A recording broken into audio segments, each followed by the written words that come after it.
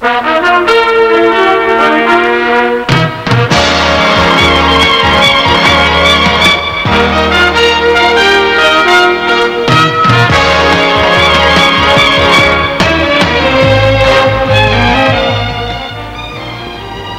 more than 3 decades, United States airlift forces have helped shape world history. From its beginning in World War II, Airlift has repeatedly documented its ability to rapidly deliver the weapons of conflict and the provisions for peace. This, then, is the story of military airlift working for humanity. It began in 1943. The men flying the hump not only proved people and supplies could be carried long distances by air, but that airlift was critical when time was a factor.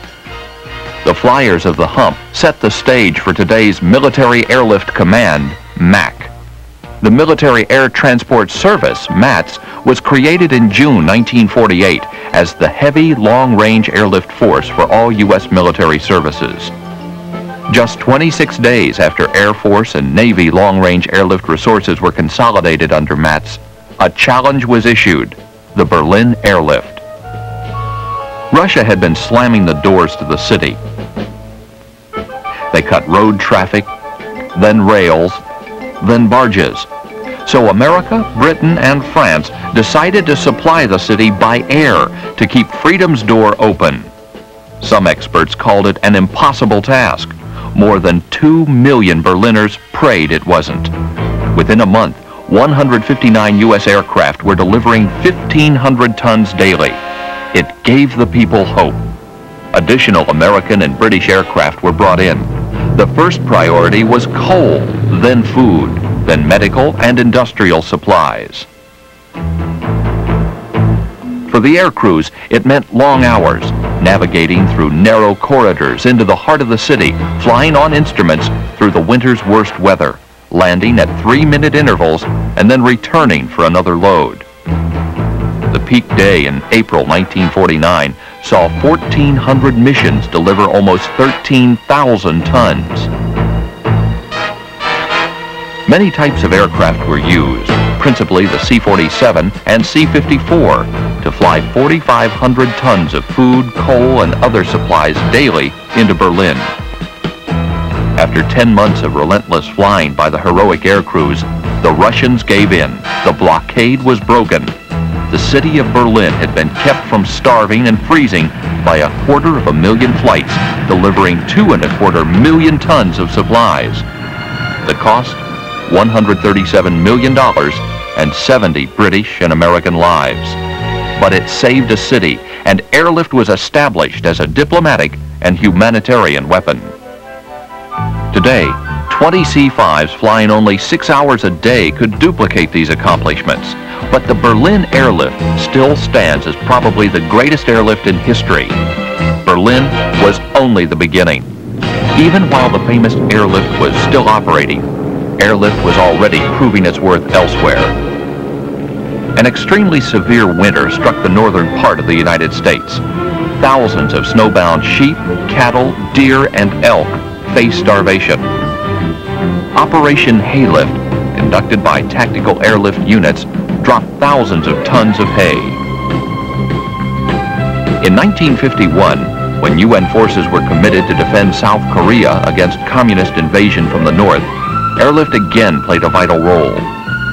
250,000 personnel and 20,000 tons of cargo were airlifted to the combat area. Return flights brought back about 90% of all sick and wounded. The World War II casualty death rate of 4% was cut to under 2% because of aeromedical airlift. While war raged in Korea, U.S. military airlift on the other side of the world were performing an unusual airlift. 3,700 Muslims were stranded at various points in the Middle East, unable to reach Mecca by August 28th, as required by Muslim law. The massive pilgrimage had saturated commercial airlines. The U.S. airlift, called Magic Carpet, helped them meet their religious obligation. 1953. Inundated by waters of the North Sea during a violent spring storm, Holland faced devastation. Helicopters evacuated people, and transports flew in relief supplies to the flood victims for distribution by the Red Cross. Also in 1953, another unusual airlift came into operation. Kinderlift meant a 5-week summer vacation for the needy children of Berlin who were unable to leave the communist-encircled city. American transports carried the children from Tempelhof Airport to camps and private homes in West Germany.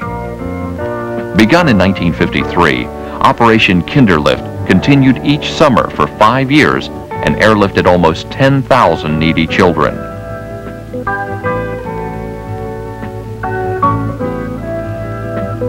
Humanitarian airlift continued. Severe weather, snow, cold, and winds lashed central Italy and northern Greece. Thousands of communities were isolated and in dire need of food, clothing, and medicine.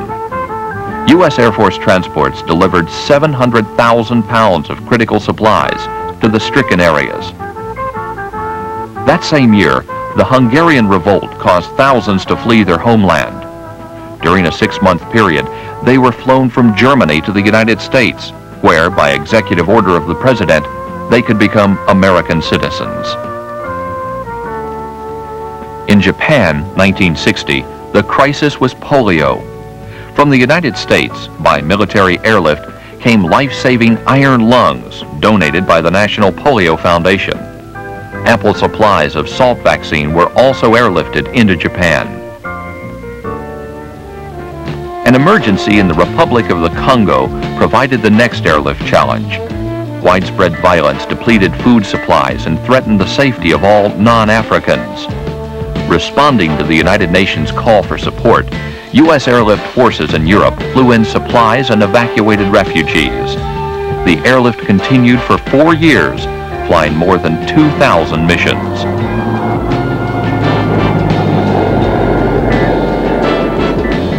The Globemaster transports were called upon elsewhere in Africa during the 60s. Floods in the Ruji River Delta area of Tanganyika cut overland supply routes, isolating 55,000 inhabitants. The C-124s airdropped over 1,500 tons of food in the emergency airlift. In November 1970, airlift came to the aid of East Pakistan. A severe cyclone devastated large areas of the country. Assistance from the United States came on the wings of C-141 transports, which airlifted 8 helicopters into the area for airdropping food to the isolated inhabitants. Medical personnel and other supplies from the United States were also airlifted into the stricken country. One of the most memorable and happy airlift operations in history occurred in the spring of 1973, when the North Vietnamese released 566 American prisoners of war. Some had been imprisoned for 7 years. After evacuation from Hanoi, they were flown by C-141 Starlifters to Clark Air Base in the Philippines. There, they received a medical evaluation, food, and a new uniform, and were flown on to the USA. At various bases back home, they proudly walked off the transports and into the arms of the families from whom they had been separated for so long. MAC C-9 Nightingales then transferred them to military hospitals near their home areas, where they received treatment for malnutrition and injuries sustained while in prison. In 1974, a severe drought in the countries of Chad, Mali, and Mauritania prompted a massive airlift of food and medical supplies by C-130s. Airlift missions delivered more than 200,000 pounds of supplies to the isolated and starving inhabitants of these African countries. One of the final airlift operations in Southeast Asia was the evacuation of thousands of refugees just prior to the fall of the South Vietnamese government. Included among the refugees were hundreds of orphans who were airlifted to sponsors in the United States. Caring for them en route became everyone's business. Earthquakes, one of nature's most destructive forces, struck in widely separated areas during 1976. First in Guatemala, where almost 23,000 people died. Emergency supplies and relief workers were airlifted into the country by U.S. Air Force transports to care for the sick and homeless. Later in the year, earthquakes devastated large areas of Turkey. Relief supplies were quickly flown from the United States to bases in Europe by C-5 and C-141 transports. C-130s then transshipped the supplies into Van Airfield, Turkey for distribution. The following year, 1977, Airlift was used to cope with an emergency in the United States. An unusually severe winter storm had blanketed the city of Buffalo, New York with snow. 10,000 tons of snow removal equipment and 500 relief workers were airlifted into the area to provide assistance. Exactly 1 year later, this scene was reenacted in Ohio and New England when military airlift transports airlifted heavy snow removal equipment into the snow-choked areas.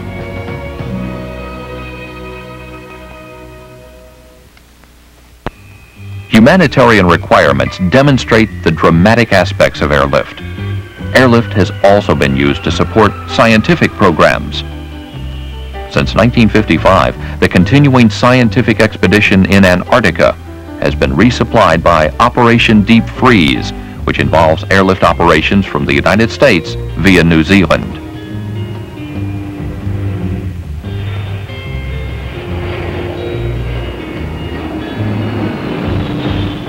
In 1977, an Air Force C-5 was tasked to fly a 40-ton superconducting magnet from the United States to Moscow. This was done in support of the international cooperative program between the U.S. and Russia in the field of magneto-hydrodynamic power generation.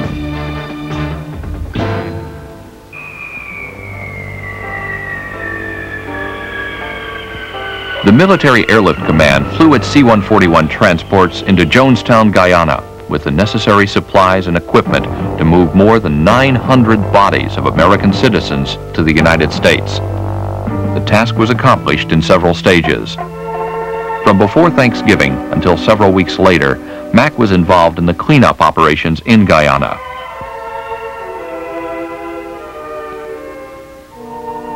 The bodies were flown to Dover Air Force Base for the task of identification and disposition.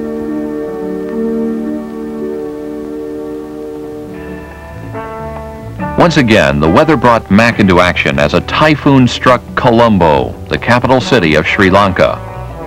C-141s carried tents, blankets, food, and other storm relief supplies to that 25,000 square mile island off the southeastern tip of India. There were more than 200 dead and 150,000 left homeless as a result of the storm. Another humanitarian effort was accomplished by MAC personnel in the northernmost state of Alaska. It seems that there was this little old man looking for transportation and assistance to provide joy and happiness to many of the children of the Alaskan tundra. Naturally, MAC responded, sending the needed assistance in the form of the locally assigned personnel who were available. The end result was joy and happiness of the children and families involved. Santa's visits seem to have a certain something about them that radiates the idea of sharing and spreading joy to the world.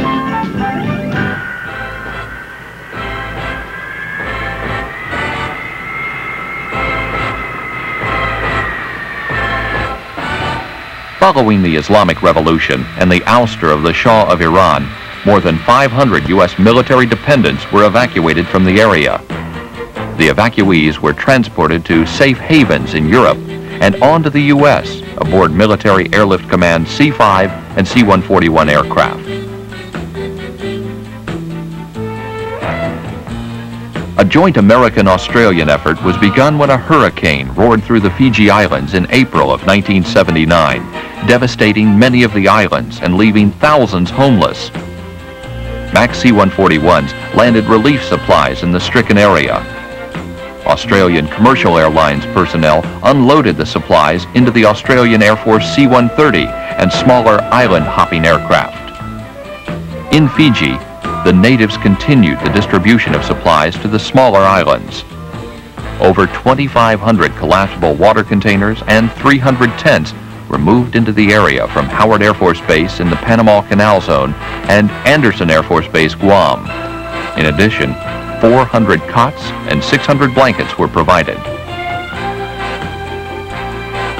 Widespread devastation following a tornado in Wichita Falls, Texas, destroyed homes, wrecked automobiles, and reduced residential and business areas to rubble. Air Force volunteers helped the local authorities plan and execute a massive disaster aid plan. The Red Cross and Civil Air Patrol helped set up an information center and medical aid station. Mobile satellite communications equipment was flown into the disaster area by MAC. It was needed to maintain communications between the Emergency Operations Center and police, fire, and rescue vehicles. Water purification units and emergency food service were welcomed by the disaster victims. Supplies continued to arrive as volunteer Air Force personnel from nearby Shepherd Air Force Base assisted with cleanup operations and the search for survivors.